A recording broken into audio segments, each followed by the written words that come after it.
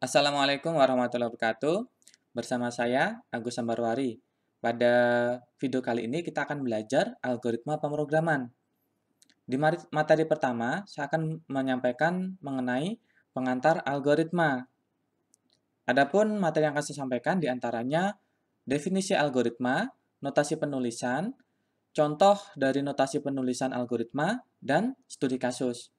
Sebelum masuk ke materi pertama, yaitu definisi algoritma, kita harus menjawab pertanyaan besar yang mungkin perlu kita tahu. Mengapa sih kita harus belajar algoritma?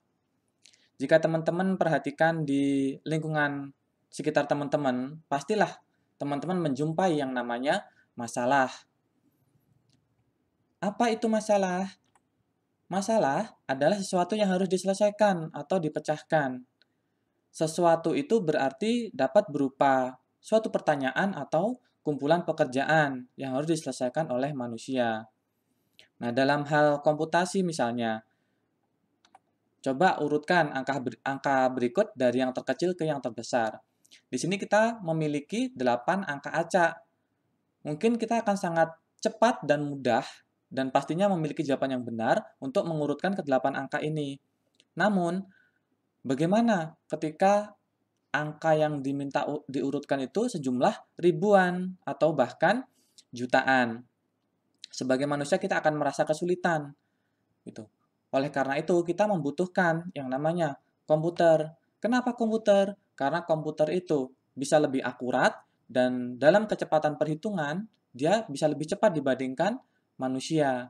Selain itu, komputer juga pastinya nggak akan bosan kita berikan berbagai masalah untuk pengurutan angka dan sebagainya gitu. Namun, komputer itu tidak bisa langsung secara mentah menerima masalah yang kita berikan. Sebagaimana manusia, jika ingin berkomunikasi dengan manusia lainnya, kita harus menggunakan bahasa yang dimengerti oleh orang tersebut. Gitu. Nah, di sini, agar manusia dan komputer dapat berkomunikasi, manusia memberikan perintah-perintah kepada komputer, berupa kumpulan instruksi yang dikumpulkan di dalam program. Gitu. Nah, dalam menyelesaikan persoalan, komputer perlu merumuskan beberapa langkah penyelesaian persoalan dalam sekumpulan instruksi. Kumpulan instruksi inilah yang mana dimengerti oleh komputer yang disebut dengan program. Nah, sekarang untuk menerjemahkan bahasa manusia ke dalam bahasa komputer diperlukan sebuah alat yang menjembatani komunikasi di antara keduanya. Apakah itu? Yaitu bahasa pemrograman.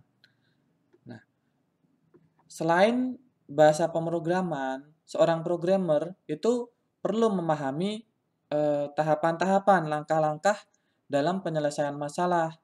Dan dia juga harus menguasai yang namanya algoritma dan struktur data.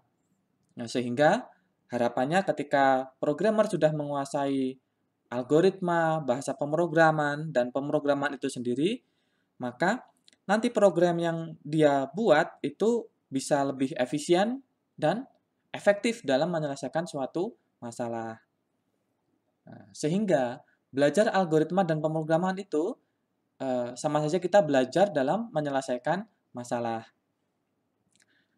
Adapun istilah dalam pemrograman diantaranya seperti telah kita singgung sebelumnya, yaitu program, yaitu implementasi dari algoritma yang dibuat dari suatu bahasa pemrograman. Nah, sedangkan bahasa pemrograman itu adalah notasi yang digunakan oleh algoritma untuk berkomunikasi dengan komputer. Dan terakhir ada programmer, yaitu orang yang membuat program dengan satu atau mungkin banyak bahasa pemrograman. Nah, baiklah, ini sekilas terkait dengan mengapa kita harus belajar algoritma. Nah, sekarang kita masuk ke definisi algoritma. Algoritma adalah urutan langkah-langkah logis penyelesaian masalah yang disusun secara sistematis. Urutan di sini berarti antara satu tahap dengan tahap berikutnya itu tidak boleh saling lompat. Gitu. Nah, kata logis berarti benar sesuai dengan logika manusia atau istilahnya masuk akal. Nah, untuk menjadi sebuah algoritma, urutan langkah yang ditempuh untuk menyelesaikan masalah harus memberikan hasil yang benar. Nah, jika kita membuat algoritma salah, nanti diformulasikan ke dalam bentuk program, maka masalah yang kita berikan atau kita sodorkan kepada komputer itu tidak akan terselesaikan. Justru mungkin akan menimbulkan suatu masalah baru. Perlu teman-teman ketahui, dari mana sih istilah algoritma? Gitu. Ada seorang ilmuwan, beliau adalah Al-Khwarizmi, ahli matematika, yang memiliki nama lengkap Abu Ja'far Muhammad Ibnu Musa Al-Khwarizmi. Beliau adalah seorang penulis buku Arab yang berjudul Kitab Al-Jabar wal Muqabalah. Artinya buku pemugaran dan pengurangan. Algoritma berasal dari kata algoritm, berarti proses menghitung dengan angka Arab. Perubahan kata algoritma menjadi algoritm muncul karena kata algoritm sering dikelirukan oleh orang barat dengan aritmatik, sehingga akhiran sem berubah menjadi tem. Nah, inilah asal-usul istilah algoritma, beserta siapakah penggagasnya. Adapun notasi penulisan algoritma, itu ada tiga cara algoritma itu dapat dituliskan. Yang pertama, menggunakan kalimat deskriptif. Yang kedua, menggambar sebuah bagan alir atau flowchart. Dan yang ketiga, membuat suatu pseudocode. Nah, di sini saya akan memberikan contoh-contoh dari masing-masing notasi penulisan algoritma. Berikut adalah contoh notasi penulisan algoritma secara deskriptif. Misalkan di sini ada masalah disuruh membuat mie gulung sosis, maka tahapan-tahapan yang dibuat di dalam membuat mie gulung sosis itu dituliskan dalam kalimat deskriptif seperti ini. Sebagaimana jika teman-teman suka makan mie instan, di balik mie instan itu di sana ada cara penyajian mie instan. Itu adalah salah satu contoh deskriptif penulisan algoritma. Kemudian flowchart atau bagan alir. Kalau flowchart dan bagan alir itu, algoritma itu digambarkan dalam atau menggunakan simbol-simbol seperti ini.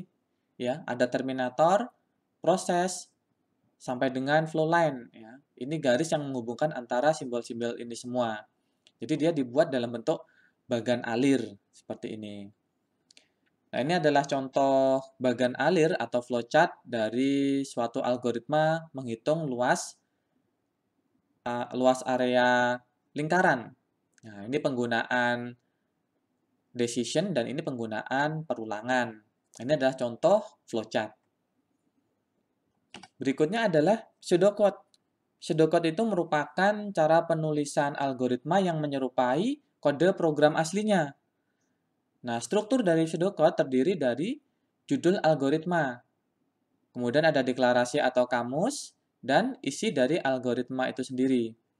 Nah, jadi inilah contoh dari pseudocode.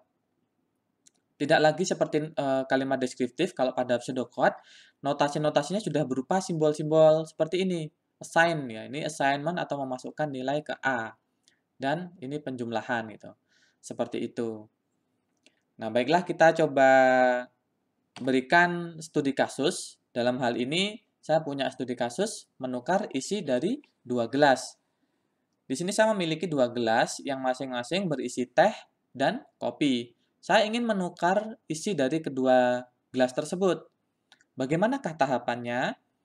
Yang pertama, siapkan 1 gelas kosong, sebut saja X.